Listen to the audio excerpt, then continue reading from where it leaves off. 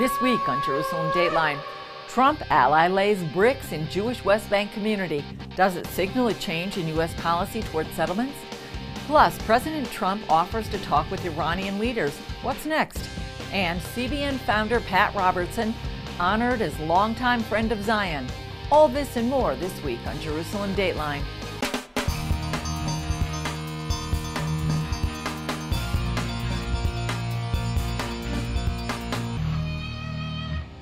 Hello and welcome to this edition of Jerusalem Dateline. I'm Julie Stahl, filling in for Chris Mitchell. The Trump White House is working on its peace plan between Israel and the Palestinians. And though there's been a lot of speculation about what that plan includes, it hasn't been made public. So when Trump ally Mike Huckabee showed up to celebrate a Jewish building project on the disputed West Bank, quite a few people took notice.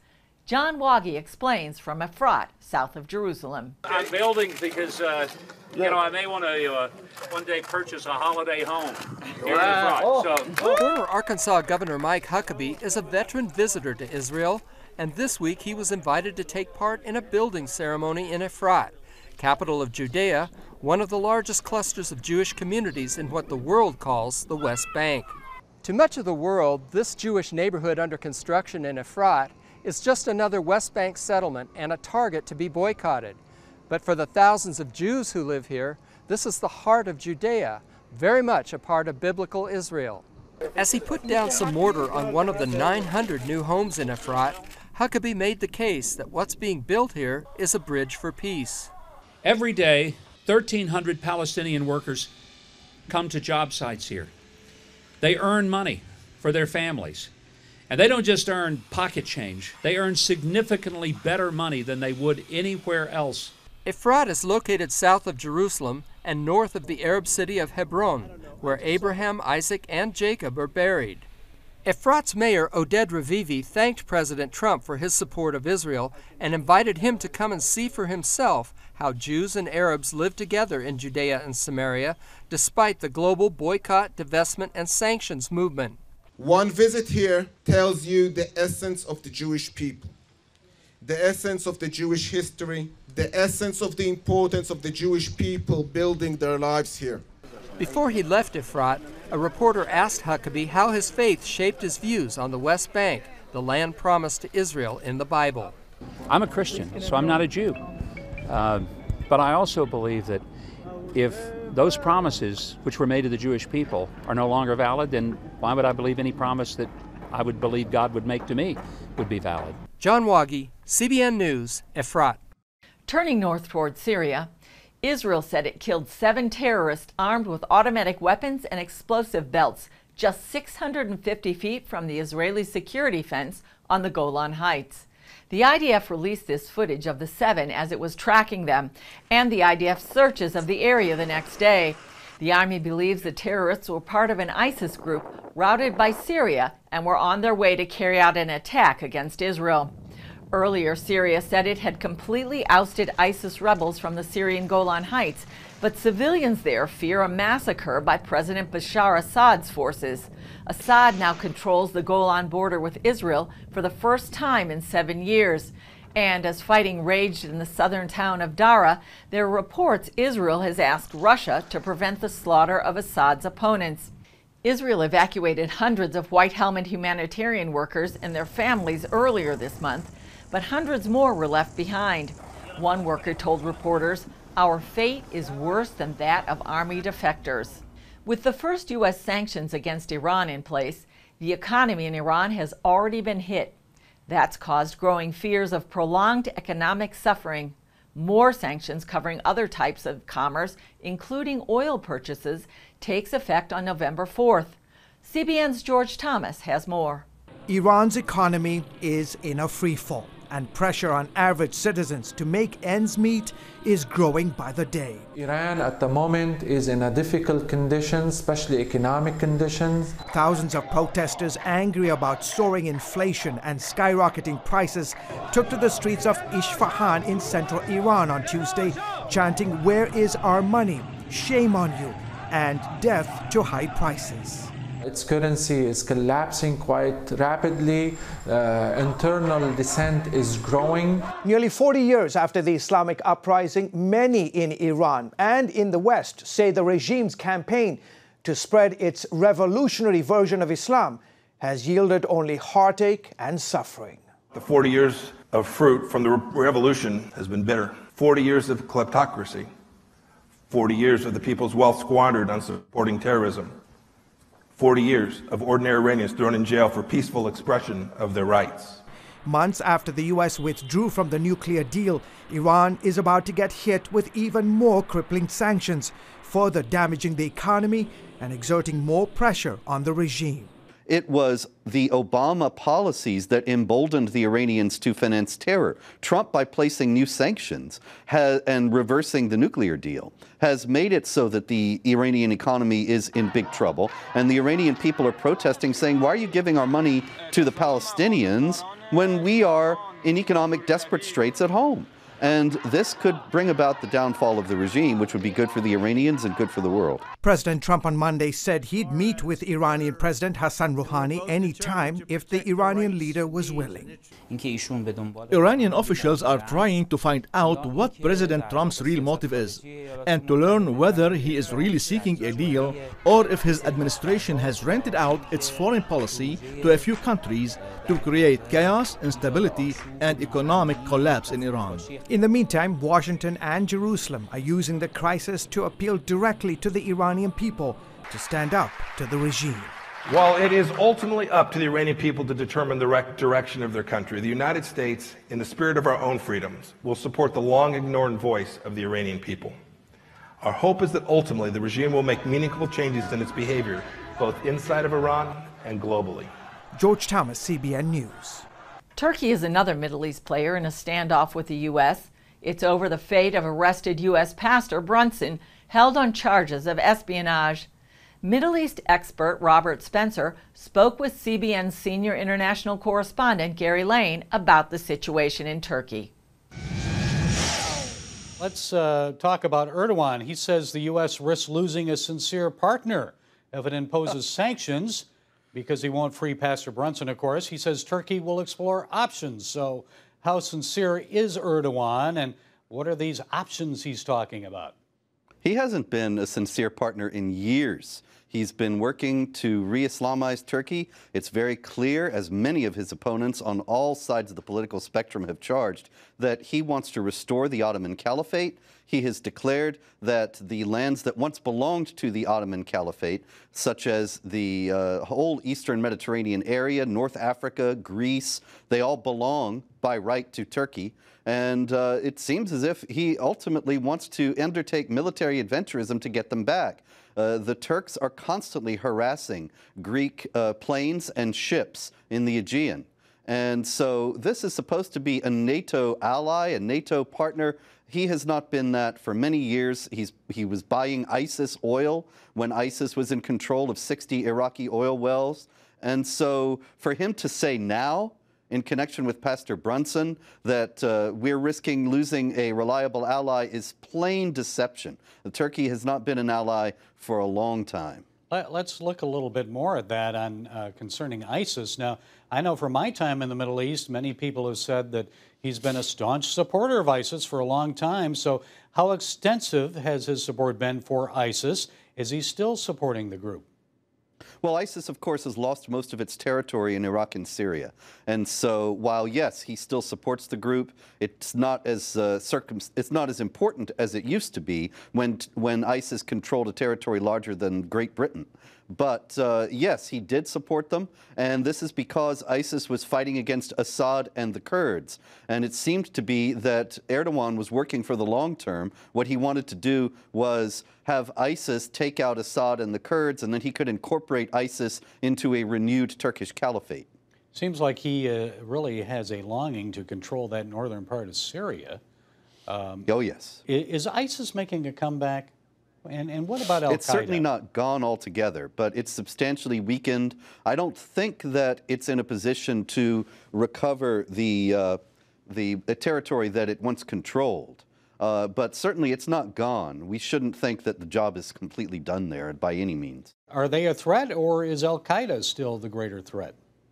Oh, I would say ISIS is still very much the greater threat, partly because they've lost so much territory in Iraq and Syria, and they have internationalized. They've been working not only in Afghanistan and Libya, but also the Philippines and elsewhere around the world. Of course, also, and I think probably of most concern to people in the United States, is the fact that they have called repeatedly upon Muslims in the U.S., in Canada, and in countries of Western Europe to mount lone wolf jihad attacks. And with the dispersal of many of their foreign fighters, remember that in their heyday, they had attracted 30,000 foreign fighters from 100 different countries. And a lot of those jihadis have returned to their homes in Western Europe and even in the United States. I don't think they ever should have been let in. They were enemy combatants who had joined a state that was in a state of war with the United States. But they were let back in, and so I think that it's virtually certain we have not heard the last from them.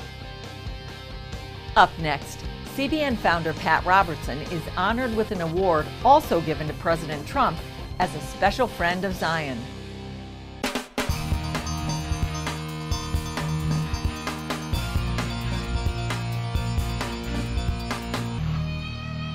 Dr. Mike Evans founded the Friends of Zion Museum in Jerusalem 3 years ago. He wanted to honor Christian heroes who helped the Jewish people and the State of Israel. Evans has presented an award to several world leaders who stand with Israel, and recently he surprised CBN founder Pat Robertson with the award during the 700 Club. Why is it so important to tell these stories of Christian Friends of Zion? Heroes in history, the ability to confront evil is only determined by the inspiration you draw from your heroes in history. Pat had a hero, Corrie ten Boom. That's right. That's our work in Holland. I restored her home in '88. Praise God. I'm the chairman of the board. Well, if you don't have heroes in history, when you're confronted with evil, you'll cave in. Yeah. You'll cave in.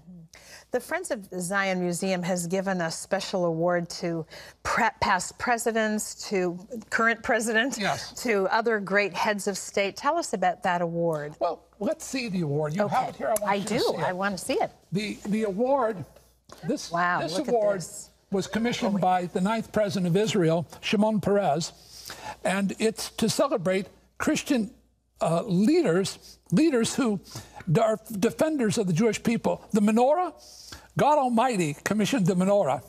He told Moses to put it in the tabernacle. That's right. Then it was in the temple. And of course, it's the seal of the state of Israel and of the Jewish people back from the beginning of time. And of course, they put the pure oil in the menorah, and it's a symbol of the Holy Spirit. Well, the last one who received it was Donald Trump in the Oval Office with most of the evangelical leaders. But today, the recipient of the Friends of Zion Award is Pat Robertson. Yay! Woo! Awesome! I wasn't expecting this. I wanted it to be a surprise. Well, it is. For more than 50 years, there's no man on the planet in America who has been a greater defender of the Jewish people in the state of Israel than Pat Robertson. You've mobilized millions of Christian supporters. Right. What you've done for the nation of Israel is legendary. So it's my honor, Pat, to present you with the same award that President Donald Trump received, President George Bush, Prince Albert of Monaco, and many world leaders.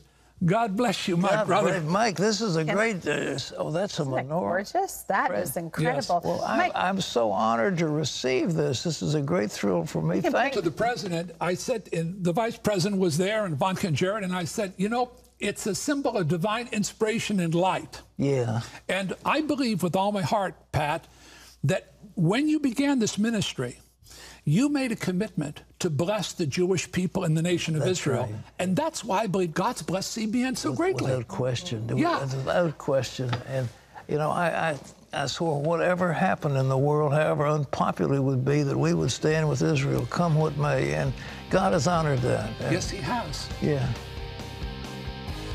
Coming up, a look at the history of CBN's longtime connection with Israel and its people.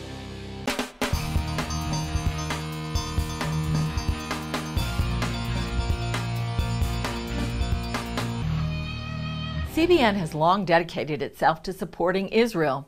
And on the day that CBN was making a major step forward, prophecy was being fulfilled inside the walls of Jerusalem. Take a look. In June of 1967, Israel found itself fighting for survival for the third time in less than 20 years. And now what's known as the Six-Day War, Israel's Arab enemies fought with one purpose, the destruction of the Jewish state. And half a world away from the besieged nation, God was raising up a friend. We dedicated the start of construction of a new phase of our building in Portsmouth, and the ceremony was over when one of our board members came and said, they've just started war in Israel.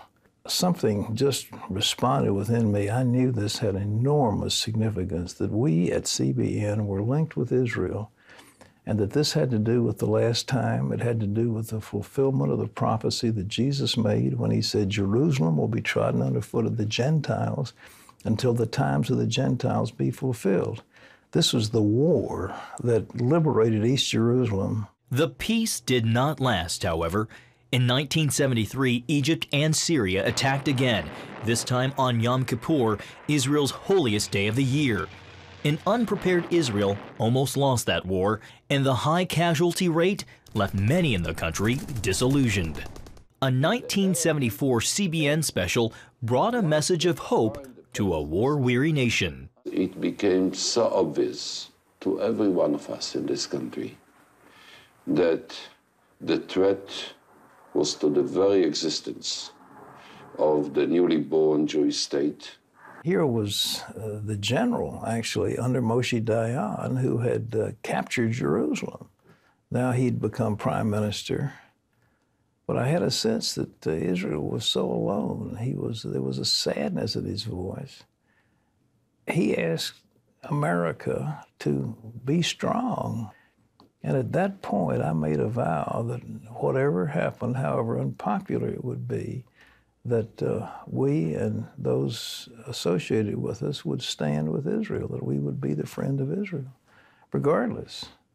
And over these 30, 35 years, I've kept that vow. 3 years later, CBN dedicated its satellite Earth station. As a preview of things to come, the first satellite image received came from the Mount of Olives. Since then, the alliance between CBN and Israel has only grown stronger. In 2001, a news bureau opened in the heart of Jerusalem to bring a prophetic understanding of end-time events. The march of history is leading back to the city of Jerusalem, and it's vital for CBN News to be here reporting on the events before the return of Jesus Christ. At Pat Robertson's 75th birthday celebration in 2005, Benjamin Netanyahu sent a stirring thank you to Pat for his friendship to Israel. Pat Robertson has been a magnificent friend of Israel, and he's been a personal friend of mine. I felt that we had no greater friend in the world, and I mean that. We have no greater friend in the world than Pat Robertson. In August of 2006, Pat traveled to Israel during the war to demonstrate his support. I'm here, among other things, to tell your people that the evangelical Christians of America are with you. We're praying for you. We pray for the nation of Israel. CBN also has shown its humanitarian commitment to those living in Israel. Through Operation Blessing and Eli Israel, CBN has helped Israelis in need, including survivors of the Holocaust. CBN News now sends Jerusalem Dateline, an award-winning half-hour weekly program around the world through broadcast and the internet, where it's translated into languages like Korean and Finnish. And In Our Hands, The Battle for Jerusalem is the most ambitious project of CBN's Middle East documentary team, with more specials on the way. CBN's ties to Israel remain strong and steadfast, and we will be there to report the prophetic events that herald the day of the Messiah's return. This is the land that the Lord is going to visit. He's coming back again to Israel. Just ahead, Jerusalem hosts the International Children's Games.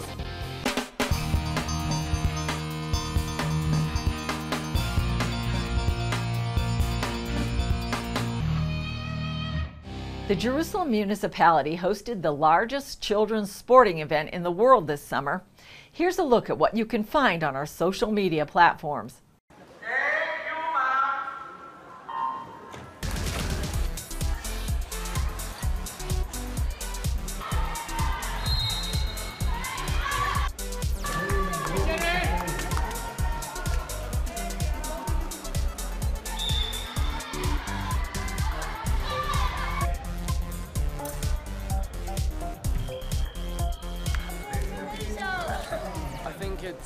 It's really bonding. We actually get to know the countries. We can actually see the best swimmers swim in young ages.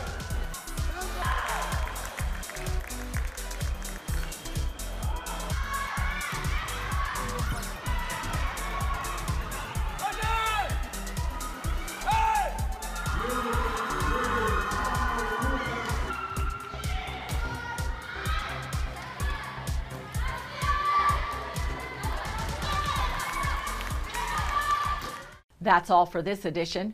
Thanks for joining us. And remember, you can follow us on Facebook, Twitter, Instagram, and YouTube. And remember, the God that's watching over Israel and you and me neither slumbers nor sleeps. I'm Julie Stahl. We'll see you next time on Jerusalem Dateline.